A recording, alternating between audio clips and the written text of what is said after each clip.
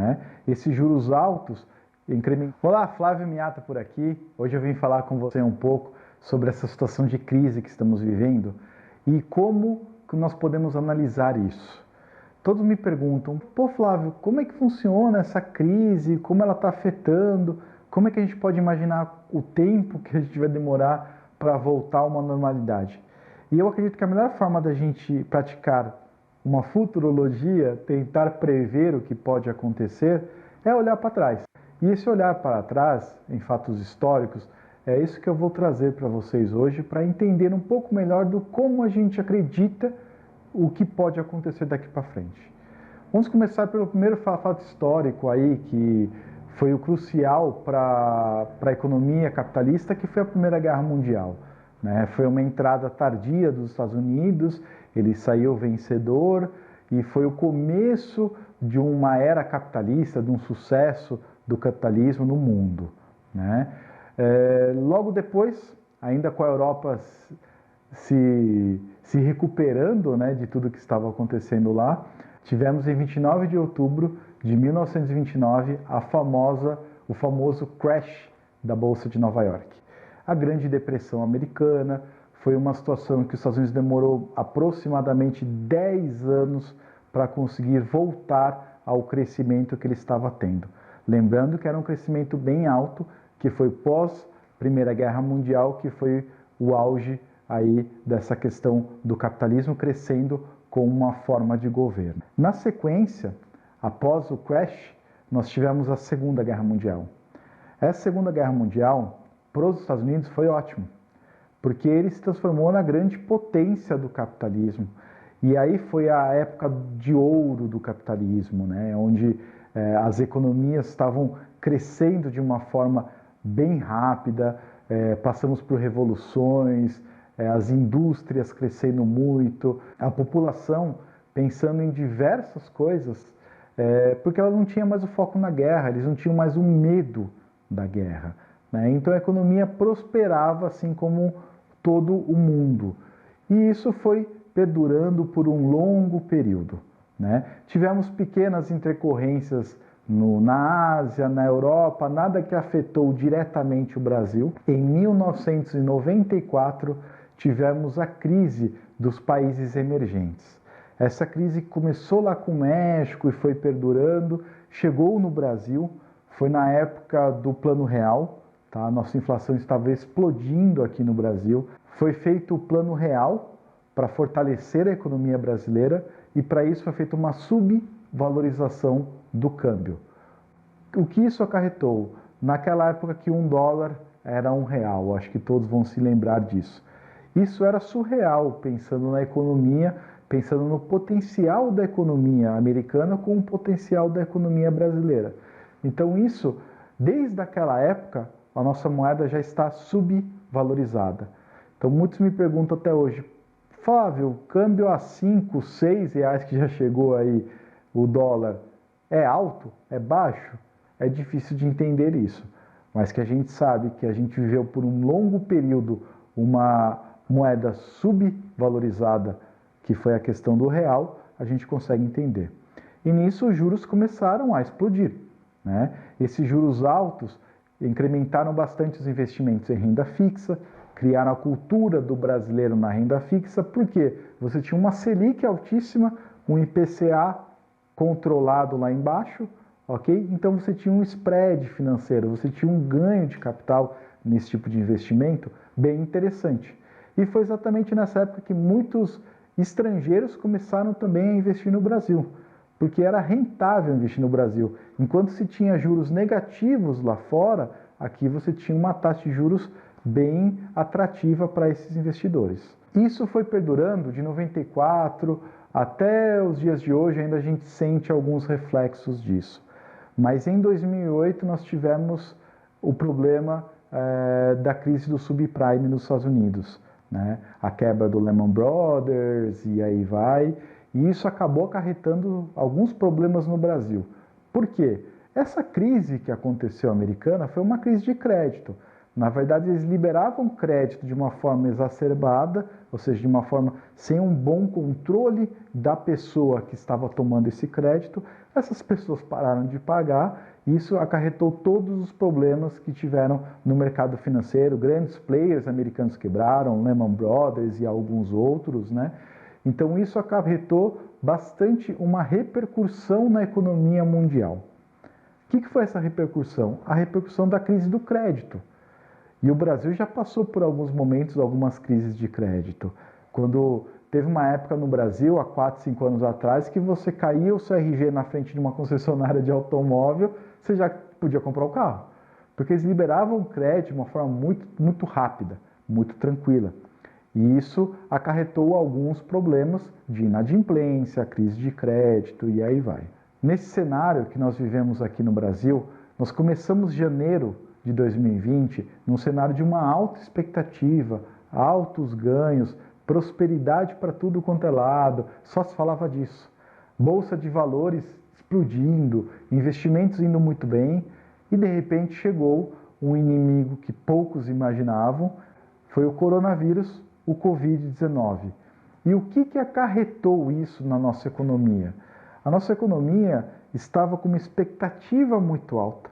Muitos investidores começaram a explorar a renda variável de uma forma bem, vamos dizer assim, descontrolada, tá? Sem nenhum planejamento, indo naquele efeito manada, a renda variável está legal, porque a renda fixa já estava caindo, vou para a variável e sem estudar a fundo o que poderia acontecer.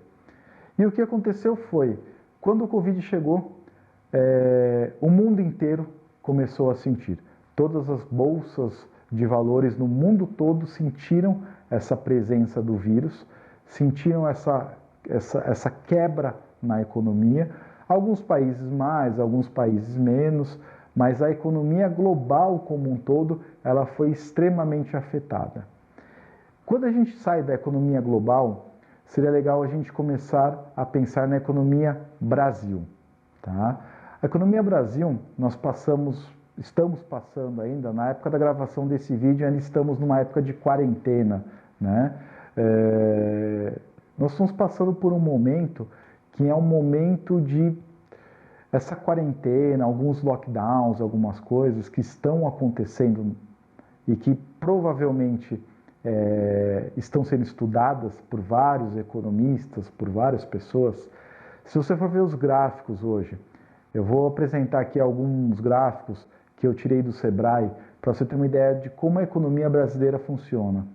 A economia brasileira, diferente dos grandes países, dos países com um desenvolvimento já bem acima do comum, eles têm um foco nas grandes empresas. Aqui no Brasil, a grande maioria das empresas, como você pode ver no gráfico, são de pequenas empresas, são as MEIs ou microempresas, são pequenas empresas. Agora, é muito diferente um cenário de você imaginar, você vai ficar 2 meses ou 3 meses sem abrir a sua empresa. Para uma empresa de grande porte, eles têm aporte de investidores, eles têm capital aberto, eles têm como recorrer a debêntures, eles têm como diversas maneiras de conseguir levantar algum tipo de capital. Agora, e o pequeno empresário? E o MEI? O que ele faz? Então, o que a gente precisa analisar no cenário Brasil, como pode ficar com o pós-Covid, tá? Eu posso garantir para você, muitas empresas quebrarão, ou já estão quebradas, ou estão em processo de. Isso é muito comum, porque o brasileiro em si, ele não tem o hábito de ter uma reserva de emergência. E como o brasileiro não tem esse hábito, o empresário também não tem esse hábito. Então, você imaginar uma empresa sem faturamento por 2, 3 meses, isso pode acarretar problemas que, em uma grande maioria dos casos, pode ser a falência mesmo da empresa. Então, quando a gente começa a analisar uma economia que ela tem como base uma boa parte dessa economia de pequenos e médios empresários, que podem sim passar por uma quebra financeira, isso aumenta o desemprego, tá? Isso aumenta a oferta de mão de obra extremamente qualificada no mercado. Por quê? Porque esse empresário que ele quebrou, ele vai ter que alimentar a família dele. O que ele vai fazer? Ele vai se lançar ao mercado de trabalho. Então você vai ter grandes profissionais com grandes gabaritos buscando vagas nem tão grandes assim. E isso é um cenário que realmente pode acontecer a qualquer momento, se já não está acontecendo em algumas famílias. Aonde eu posso investir nesse momento de Covid ou pós? O que eu posso te dizer de forma bem clara? Muito ganha quem não perde. Isso já é uma máxima. Você vai ter que inverter um pouco o que você busca no investimento. Você vai ter que inverter porque você vai ter que buscar muito mais a segurança do que a rentabilidade. Você vai ter que buscar muito mais uma liquidez desse seu investimento do que uma rentabilidade, porque a gente não sabe o que pode acontecer amanhã. Isso, de um lado, está sendo bom, porque as pessoas estão buscando por conhecimento em educação financeira, estão buscando por oportunidades de onde investir o seu dinheiro. Isso é bom. A cultura brasileira não é essa. Então, quanto mais o brasileiro entender de finanças, entender de investimentos, isso vai melhorar. Mas você precisa inverter esse cenário quando você buscar um investimento. E um outro cenário que eu te convido é pense em investimentos fora do Brasil. Por quê? Historicamente, por todas essas grandes crises, qual foi o país que mais rápido se recuperou de qualquer uma das crises? Qual foi o país que passou por problemas como Guerra Mundial, como o crash de 29 e rapidamente retomou as suas atividades de uma forma normal? Nós estamos falando dos Estados Unidos, alguns países da Europa. Então, esses países, por tendência, eles se recuperam mais rápido de uma crise. Então, se ele tem uma recuperação mais rápida e o seu investimento estiver nesse país, teoricamente você vai ter um retorno mais rápido e uma volta à normalidade de uma forma mais rápida. Então eu te faço esse convite, faça investimentos fora do Brasil. Você protege o teu capital em uma moeda forte e você consegue ter um melhor retorno pensando nesse momento de crise. Ah, mas Flávio, eu não quero investir fora do Brasil. Eu acredito na economia brasileira, eu vou ajudar a economia brasileira. Parabéns, muito louvável essa iniciativa, mas então analise aonde você está entrando. Saia dos fundos, cuidado com os fundos. Porque o fundo, você vai deixar o seu dinheiro sobre a gestão de um terceiro. E esse terceiro, às vezes, ele não está tomando a melhor atitude possível. Então, já que você quer investir, sente com um consultor financeiro independente, uma pessoa sem vínculos com nenhuma instituição, que ele vai poder fazer uma carteira de investimentos para você sobre medida. E você vai acompanhar. Você vai saber cada R$ 1 seu em qual produto que ele vai estar. Você precisa ter a gestão do seu dinheiro. Então, quando você for analisar o seu investimento, lembre-se, em primeiro lugar, a segurança, segundo, a liquidez e só em terceiro, a rentabilidade. E quando eu digo você analisar esse investimento, é realmente você. A coisa mais comum que eu sempre escuto é: eu deixo lá com o meu agente da corretora X, eu deixo com o meu gerente de banco, eu deixo... Não deixe seu dinheiro para ter uma gestão terceirizada. Não faça isso. Você precisa entender para onde o seu dinheiro vai. Então, nesse momento de crise, o que eu te aconselho? Procure por um consultor financeiro, um financial advisor, uma pessoa independente, que é uma pessoa que você deve confiar. E aí sim, o que essa pessoa vai fazer? Ela vai fazer uma análise financeira de você, vai gerar um diagnóstico seu, aí ela vai olhar para o mercado, vai buscar o que é melhor no mercado para você, ele vai criar um planejamento financeiro sob medida, exatamente com as suas ideias, os seus anseios, os seus objetivos, e vai apresentar para você. A partir do momento que a gente apresenta isso, vocês, quando eu digo vocês, você e o consultor financeiro têm que entrar em uma sintonia. Vocês têm que decidir em conjunto qual vai ser a tomada de decisão, qual vai ser o melhor investimento para você, aonde você vai colocar o seu dinheiro. E lembre-se, você nunca pode deixar o seu dinheiro nas mãos de outra pessoa. Sempre tenha o controle, tenha o poder da decisão, entenda o produto. Porque no mercado financeiro, negócios são feitos por pessoas, tudo bem.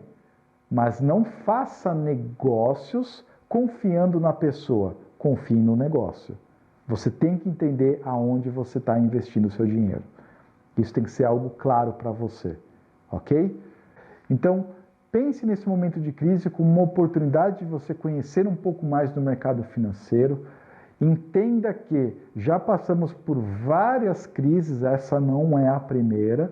Nós sabemos que, historicamente, algumas economias se recuperam de forma mais rápida de uma crise, mas a crise gera mudanças.